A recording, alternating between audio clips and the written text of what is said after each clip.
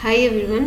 Today I want to discuss about KENDRIYA VIDYALAYA permanent position PGT maths question paper.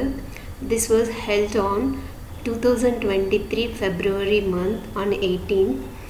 If you see the number of questions, 180 questions for this paper and 180 marks, and duration is 3 hours. In this 4 parts are there. This question paper.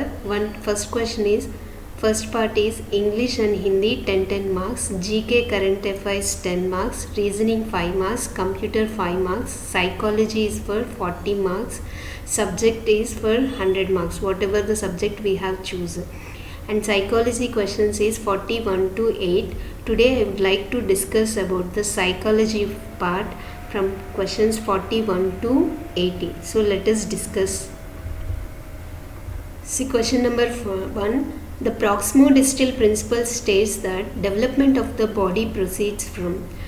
We had principles of development, most probably oka 15 principles untayi. Indulo manaki one of the principle is principle of sequentiality. What is the principle of sequentiality ante development అనేది ఒక క్రమాన్ని అనుసరించి మాత్రమే develop అవుతుంది అని దీని అర్థం. ఆ క్రమంలో 2 టైప్స్ ఉన్నాయి. ఒకటి cephalocaudal and second one proximodistal. Cephalocaudal means first the child is the grip over on his head తర్వాత ట్రంక్, తర్వాత ఆర్మ్స్, నెక్స్ట్ ఫింగర్స్. సో అలాగే కాళ్ళకి ఉన్న టోస్, ఈ విధంగా డెవలప్మెంట్ అనేది జరుగుతుంది. దాన్ని సిఫెలోకార్డల్ అంటారు. అదే ప్రాక్సిమోడిస్టల్కి వచ్చేటప్పటికి ఏమవుతుందంటే ఫస్ట్ సెంటర్ పార్ట్ నుంచి ఈ సెంటర్ పార్ట్కి ఉండేటటువంటి ముందుగా డెవలప్ అవుతూ ఉంటాయి. ఆ తర్వాత దూరంగా ఉండేవి డెవలప్ అవుతుంది. ఇది ట్రంక్ సెంటర్ పాయింట్ అనుకోండి. ఆ ట్రంక్ సెంటర్ పాయింట్కి దగ్గరగా ఉండే ఏముంటాయంటే చేతులు, ఆర్మ్స్ ఉంటాయి. ఆ ఆర్మ్స్ కొంచెం డెవలప్ అయిన తర్వాత ఫింగర్స్ డెవలప్ అవుతుంది. అలాగే ఇక్కడ నుంచి సెంటర్ పాయింట్ నుంచి కాళ్ళు నిలబడటం జరుగుతుంది ఫస్ట్ చైల్డ్. ఆ నిలబడిన తర్వాత ఆ టోస్ మీద అతన్ని ప్రెషర్ యూజ్ చేసి వాక్ చేయడం అలా జరుగుతుందన్నమాట. So this is cephalocaudal and proximodistal. Cephalocaudal is head to toes. Proximodistal వచ్చేటప్పటికి సెంటర్ టు అవుట్వర్డ్. సో మనకి ఇచ్చిన దాంట్లో ప్రాక్సిమోడిస్టల్ ప్రిన్సిపల్ అన్నాడు కాబట్టి so option is 4th option is correct.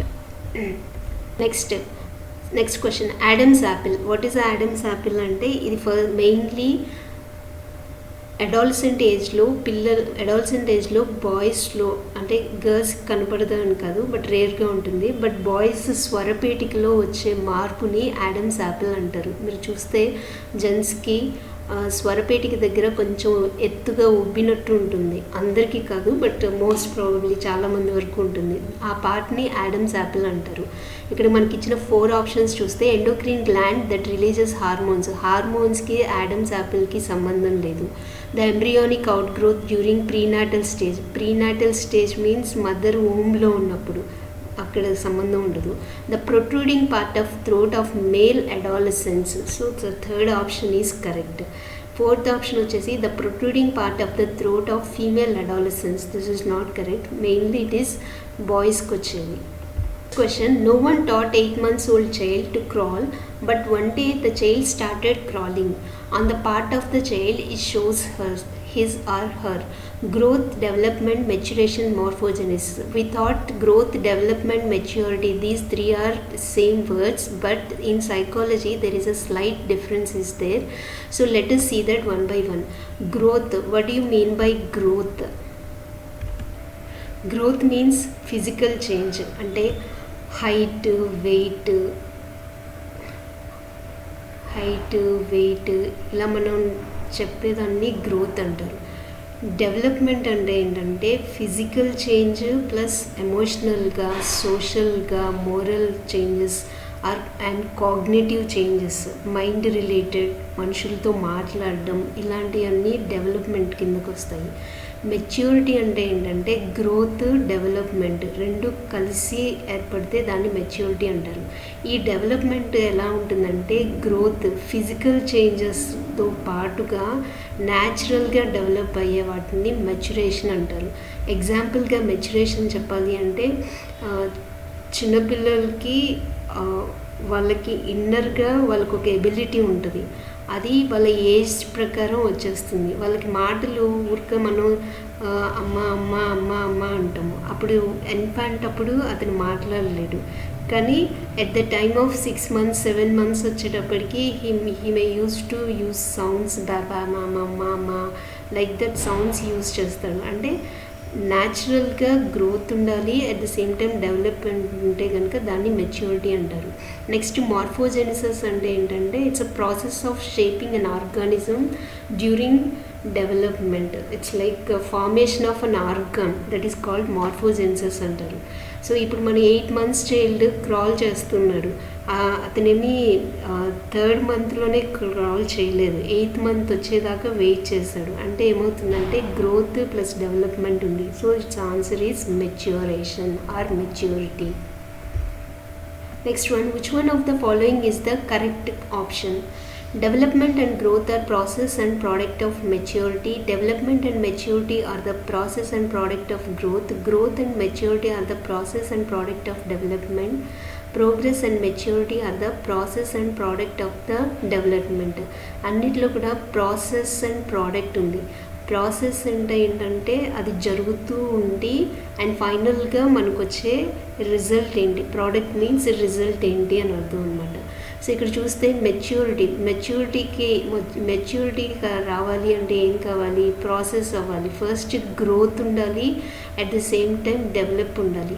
Process అనేది గ్రోత్ ఉండాలి, ప్రోడక్ట్ డెవలప్మెంట్ ఉండాలి, కానీ ఇక్కడ డెవలప్మెంట్ అండ్ గ్రోత్ అని ఇచ్చాడు. సో ఇది కాదు. Next development and maturity it gives growth, it won't be happen.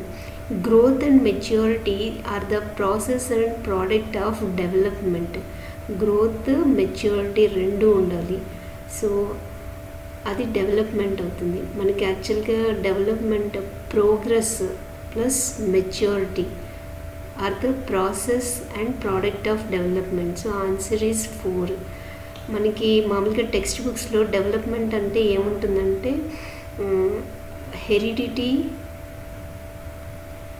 Heredity plus environment.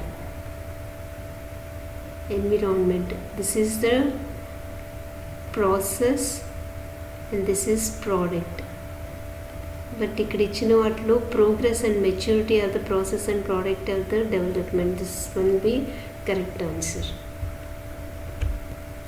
On the part of an individual, the acquisition of values. Acquisition means having, కలిగి ఉండడం.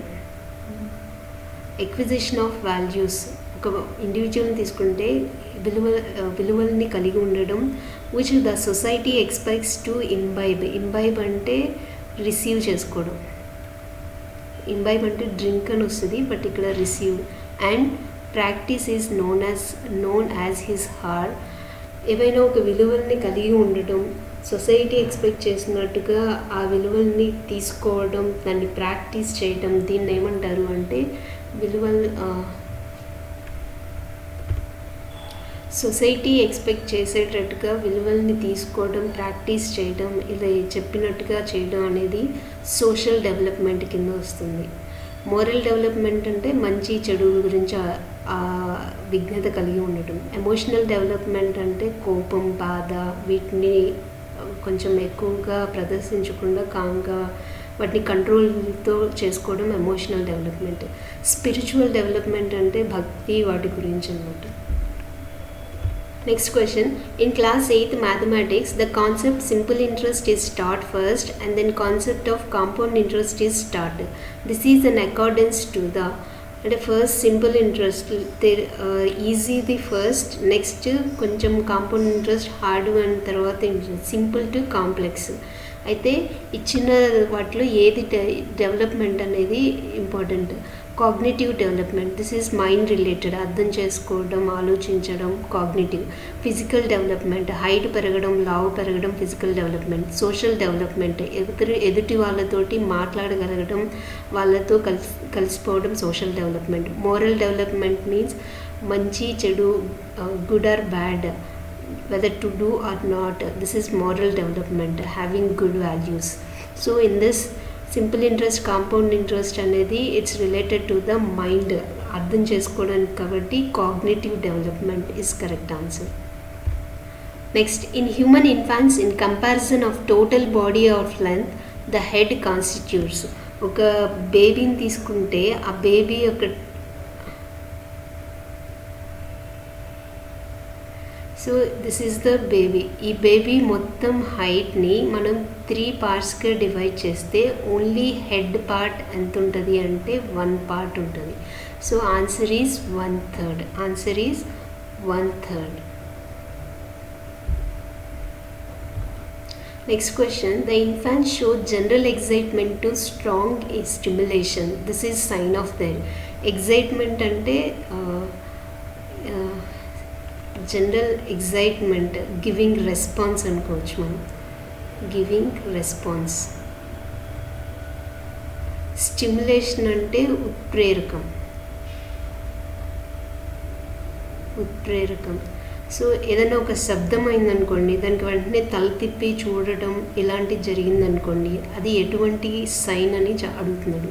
So metacognitive skills, cognitive growth, emotional behaviour, socialisation. So అతని మైండ్కి related ఏదైనా ఒక శబ్దం వినిపించినప్పుడు వెంటనే mind receive చేసుకొని దానికి రెస్పాండ్ అవుతూ ఉంటుందన్నమాట. So answer is metacognitive. Metacognitive అంటే మైండ్ రిలేటెడ్కి సెల్ఫ్గా తీసుకునేదాన్ని మెటాకాగ్నిటివ్ స్కిల్స్ అంటారు. Metacognitive means thinking about self. Thinking about self. Next, with respect to adolescent, which one of the following is correct statement? ఏది correct? So he's telling about the adolescent. Adolescent అంటే గుర్తుపెట్టుకోండి, అడాలసెంట్లో మనకి first thing physical development బాగా improve అవుతుంది. Physical development at the same time reasoning కూడా బాగా reasoning concrete not abstract thinking కూడా బాగా డెవలప్ అవుతూ ఉంటుంది ఈ ఏజ్లో. సో 3 కూడా విపరీతంగా పెరుగుతూ ఉంటాయి. So let us see that అడాలసెంట్కి the spiritual development is more visible than physical development. ఆ టైంలో స్పిరిచువల్ ఉండదు, ఉన్నా కూడా ఇంట్లో వాళ్ళ నుంచి ఏర్పడింది కానీ బట్ వాళ్ళకైతే రాదు. There cognitive development is more visible than physical development.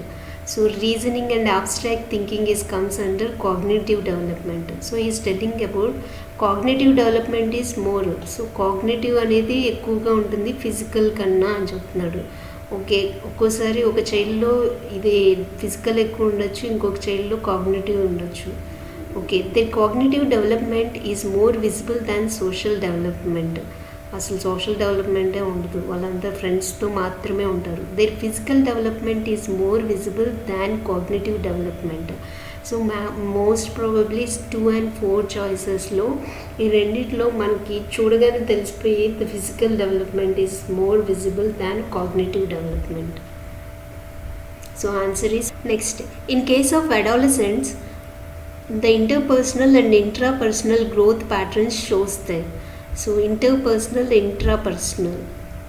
Growth. First interpersonal growth అంటే ఏంటి, ఇంట్రాపర్సనల్ గ్రోత్ అంటే ఏంటో చూద్దాం.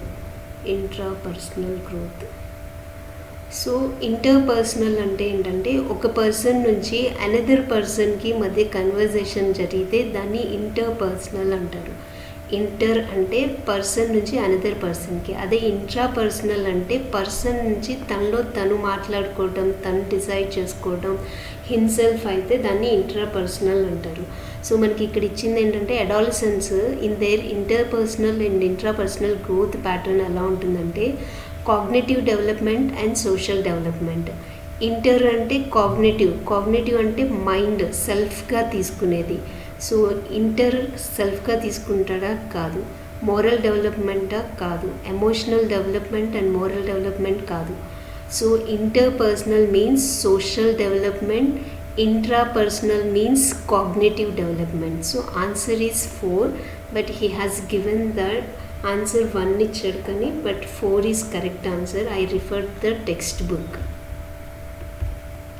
Next question. In language class of adolescent students, the teacher uses an English idiom, a leopard cannot change his spots, which means a person cannot change his or her behavior basic nature. The teacher thinks that ఒక idiom చెప్పారంట, ఆ ఇడియంకి దాని అర్థానికి చెప్పారు. అయితే teacher ఏమనుకుంటున్నారో అది ఇస్తున్నాడు. Students can not understand it as adolescent is a stage where only concrete thinking dominates. స్టూడెంట్స్కి అర్థం కాదు. ఎందుకు అర్థం కాదు అంటే వాళ్ళు ఓన్లీ కాంక్రీట్ థింకింగ్ మాత్రమే ఉంది కాబట్టి. కాంక్రీట్ అంటే కనపడేది మాత్రమే నిజం అనుకుంటే దాన్ని కాంక్రీట్ థింకింగ్ అంటారు. కానీ ఇక్కడ మనం ఆ లెపోర్డ్ని చూపించలేము, ఆ పర్సన్ బేసిక్ నేచర్ చూపించలేము. కానీ he saying that he cannot understand concrete thinking అంటున్నాడు. హీ కెనాట్ అండర్స్టాండ్ అనేది తప్పు. అడాలసెంట్ స్టేజ్లో అబ్స్ట్రాక్ట్ థింకింగ్ కూడా ఉంటుంది. Student may imagine the impossible as they have developed abstract thinking so they can understand. వాళ్ళకి అర్థమవుతుంది ఎందుకంటే అబ్స్ట్రాక్ట్ థింకింగ్ వాళ్ళకి తెలుసు కాబట్టి. ఓకే, ఇది కొంచెం valid point. Students may understand it is as they can use symbolic thinking to derive its meaning. వాళ్ళు అర్థం చేసుకోగలరు. ఎలా అర్థం చేసుకుంటారంటే సింబాలిక్ మీనింగ్ని వాళ్ళు డైలీ లైఫ్కి అప్లై చేయగలరు. డిరైవ్ ఇట్స్ మీనింగ్ అని అర్థం. Students cannot understand is the critical thinking proves that its reality, the idiom and its meaning do not synchronize. అవి రెండు సింక్ అవ్వవు, so that he cannot understand అంటున్నాడు. So ఈ రెండు తప్పు. ఫస్ట్ అండ్ ఫోర్త్ వన్ తప్పు. But second and third one చూస్తే more యాక్యురేట్గా ఏదుందంటే symbolic thinking to derive its meaning. అర్థం చేసుకోవడానికి దీన్ని యూజ్ చేస్తారు, సింబాలిజంని యూజ్ చేస్తారు అని. So option 3 is correct answer. Next, the term society is rooted in the word societas which is an. మనకి సైకాలజీలో మెయిన్గా కనిపించే ఏంటంటే ఏ వర్డ్ తీసుకున్నా ఏదర్ గ్రీక్ వర్డ్ కానీ లాటిన్ వర్డ్ కానీ అయి ఉంటుంది. Societies from societas meaning it's Latin word. So answer is 4th, option 4 is correct. Who defined the word community as a group established by men having shared values? Community అనే వర్డ్ని ఎవరు use చేశారు అంటే Aristotle అనే వ్యక్తి use చేశాడు. So option 3 is correct answer. In the context of socialization, which one of the following is the most appropriately correct statement? Socialization అనే దాంట్లో ఈ క్రింది 4 ఆప్షన్స్లో ఏది కరెక్ట్ అంటున్నారు. సో ఇక్కడ చూసినట్టయితే మనకి in some cultures secondary socialization may precede primary socialization. First of all primary socialisation అంటే ఏంటి, సెకండరీ సోషలైజేషన్ అంటే ఏంటి? ప్రైమరీ సోషలైజేషన్ అంటే ఏంటంటే మన హోమ్ అంటే ఎవరు వస్తారు? మా father, grand father, grand mother వీళ్ళందరూ వస్తారు. నెక్స్ట్ సెకండరీ సోషలైజేషన్ అంటే ఏంటంటే మనకి first thing school, teacher, peer group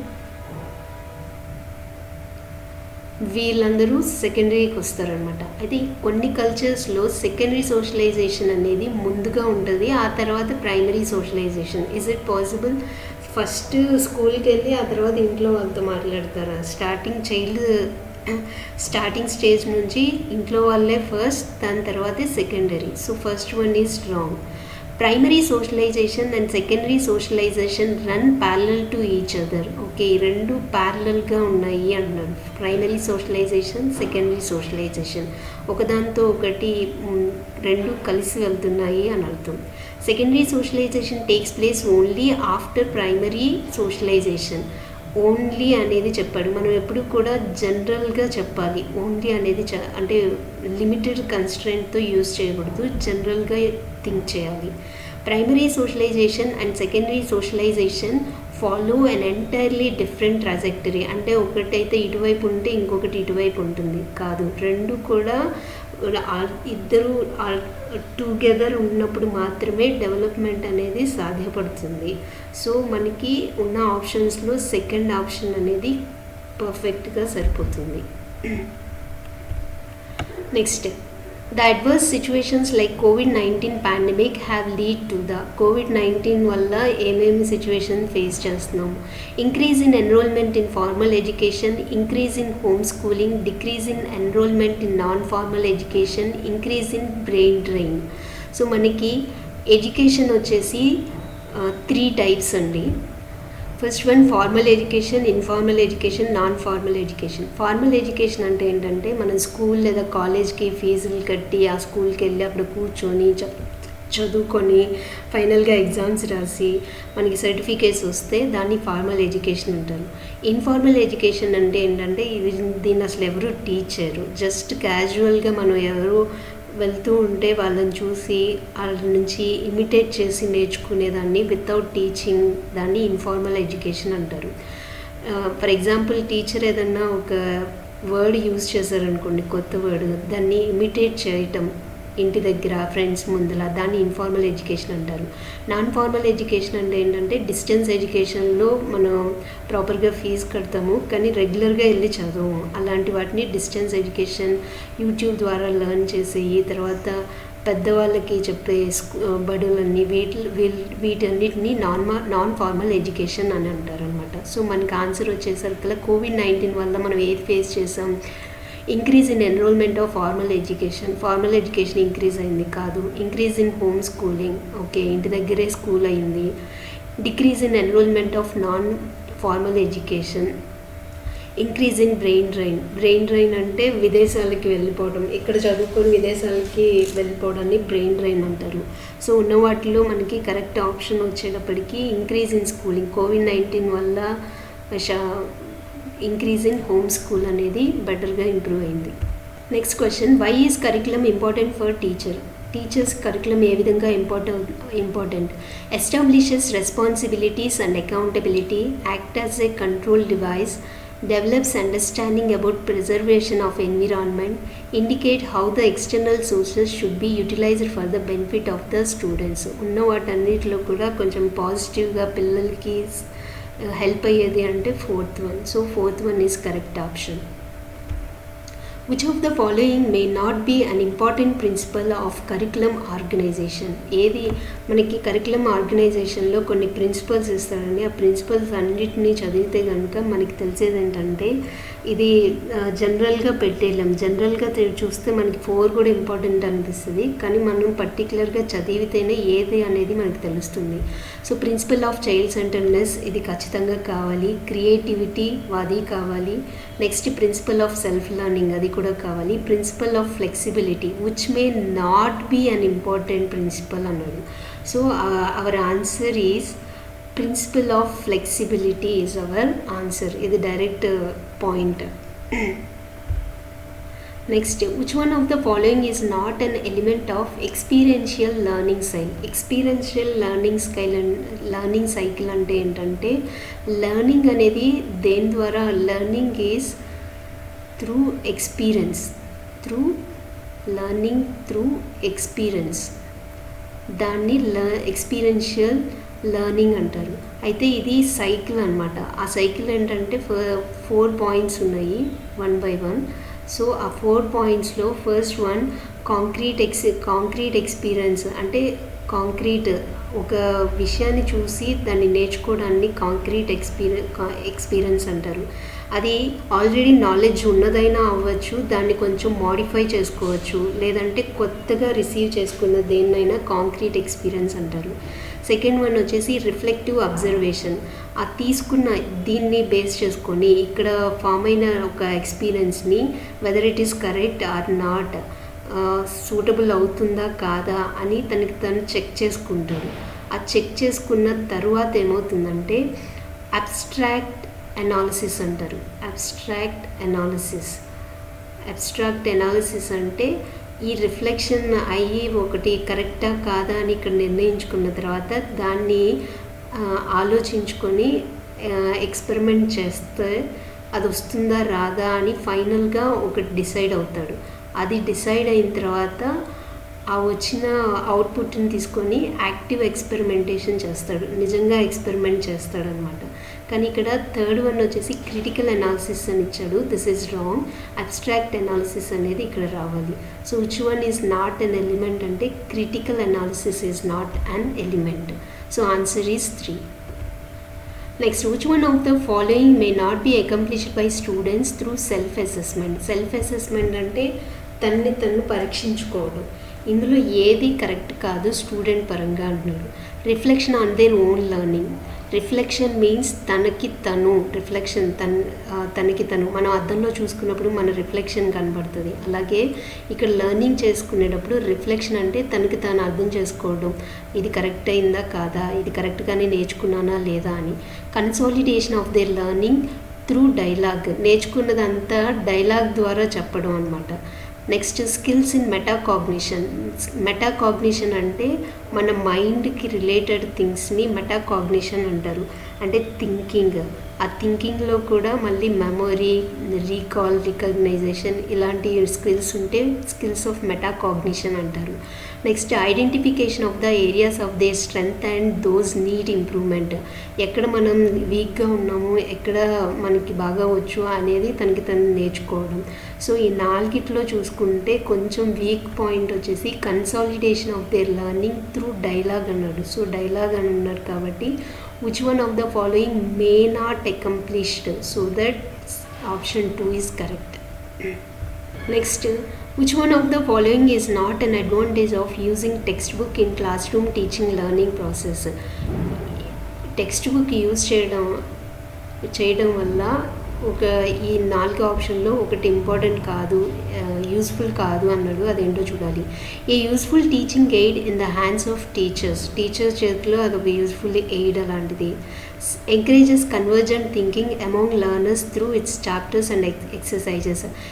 convergent thinking and divergent. We have 2 types of thinking. Convergent thinking అంటే ఏంటంటే ఫర్ ఎగ్జాంపుల్ 16 divided by 2 అని ఇచ్చాను అనుకోండి, he will do division, he will do division and he will say this is called convergent thinking. అదే నేను ఒక word problem ఇచ్చేసి దాన్ని సాల్వ్ చేయమన్నాను అనుకోండి, then student can not do. But అలాంటి దాన్ని ఆలోచించి ఆ వర్డ్ ప్రాబ్లమ్ని ఎడిషన్ చేయాలా, మల్టిప్లికేషన్ చేయాలా, సబ్ట్రాక్షన్ చేయాలా, డివిజన్ చేయాలా అని 4 విధాలుగా ఆలోచించి ఏది కరెక్టో దాన్ని అప్లై చేసి ఫైనల్ ఆన్సర్ ఇస్తే దాన్ని డైవర్జెంట్ థింకింగ్ అంటారనమాట. బట్ ఇక్కడ ఏంటంటే టెక్స్ట్ బుక్లో అన్నీ కూడా కన్వర్జెంట్ థింకింగ్ని ఇచ్చిన చాప్టర్లో ఎక్సర్సైజెస్ అన్నీ కన్వర్జెంట్ థింకింగ్ని ఇంప్రూవ్ చేసేలాగా ఉన్నాయి అని చెప్తున్నాడు. Provides guide lines for students evaluation. మనకి హయ్యర్ క్లాసెస్లో కానీ లోయర్ క్లాసెస్లో అయితే ఇంకా బాగా తెలుస్తుంది. మనకి లోయర్ క్లాసెస్లో 1 to 5 కింద ఫూటర్ దగ్గర ఇస్తాడు, ఏది ఎవాల్యుయేట్ చేయాలి, ఎలా చేయాలి అనేవి ఇస్తాడు. ఇంకొకటి ఏంటంటే మనకి ఎక్సర్సైజెస్ కూడా ఎవాల్యుయేషన్కి హెల్ప్ అవుతూ ఉంటాయి. So provide guide lines for students evaluation, this is also correct. Help teachers to maintain logical reference of content matter. టీచర్స్కి హెల్ప్ చేస్తుంది కంటెంట్ ఇచ్చి దాన్ని ఒకదాని తర్వాత ఒకటి ఎలా టీచ్ చేయాలి అనేది. సో ఇచ్చిన వాటన్నిటిలో కూడా సెకండ్ పాయింట్ చూస్తే ఎంకరేజ్ కన్వర్జెంట్ థింకింగ్ అని ఉంది. So which is not advantage అన్నది కాబట్టి ఇది కన్వర్జెంట్నే కాదు టెక్స్ట్ బుక్ డైవర్జెంట్ థింకింగ్ని కూడా ప్రమోట్ చేస్తూ ఉంటుందన్నమాట. So up to this video 41 question to 60 question వరకు అంటే 20 questions నేను డిస్కస్ చేశాను. రిమైనింగ్ అనదర్ వీడియోలో చూద్దాము. Thank you.